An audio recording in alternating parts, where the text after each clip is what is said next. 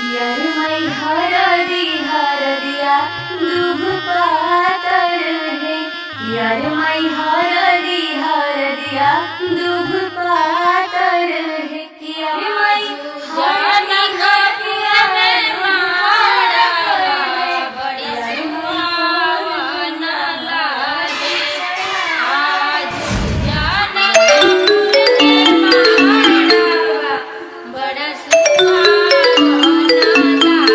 Hello. हाँ hello. कहाँ बाड़ा? घरे बनी। अरे जल्दी आओ ना। अरे इतना जल्दी कब आ? हमरा ये सब कुछ नहीं के सुने के, जल्दी आओ ना। अरे तो इतना घबराइल काहे बड़ू? हमरा जिंदगी और मौत के सवाल बा, प्लीज जल्दी आ जाना। ठीक बा आओ।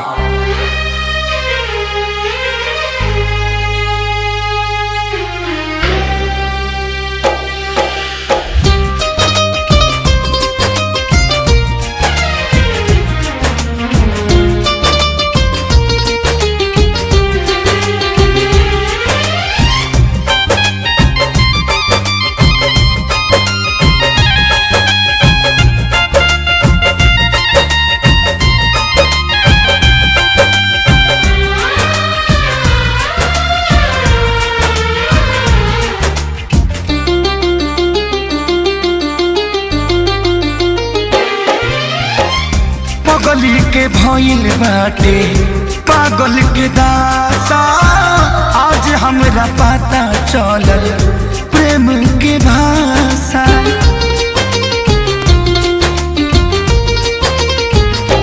हाँ पागल के भइल बाटे पागल के दासा, आज हमरा पता चलल प्रेम के भाषा। रोते रोते मिले हमसे आयल बड़ी, रोते रोते मिले हमसे आयल बड़ी। हमर जान आज हरदी से लटाइल बड़ी, हमर जान आज हरदी से लटाइल बड़ी।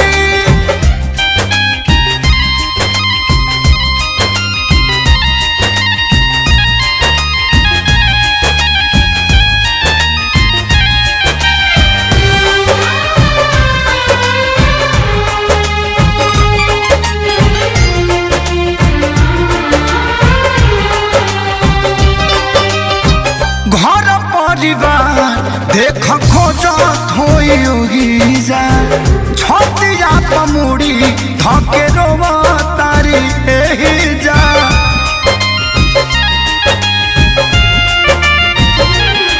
हथवा के मेहंदी मिटावेली इ तो हमरे के समझावेली। अखिया बाल राइल पागा लाइल बड़ी, अखिया बाल राइल पागा लाइल बड़ी। हमर जान आज हरद से लटाइल बड़ी, हमर जान आज हरद से लटाइल बड़ी।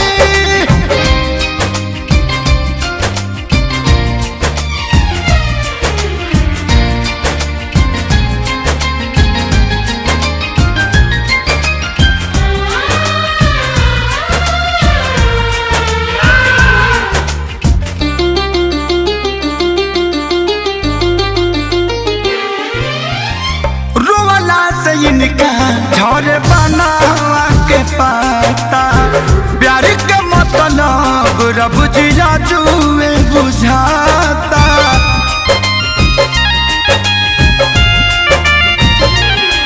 हम इनका से तनिको खफा नहीं खी, काहे की जान बेवफा नहीं खी।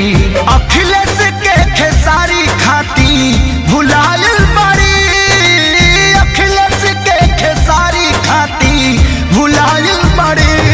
हमर जान आज हरद से लटाइल बड़ी, हमर जान आज हरद से लटाइल बड़ी।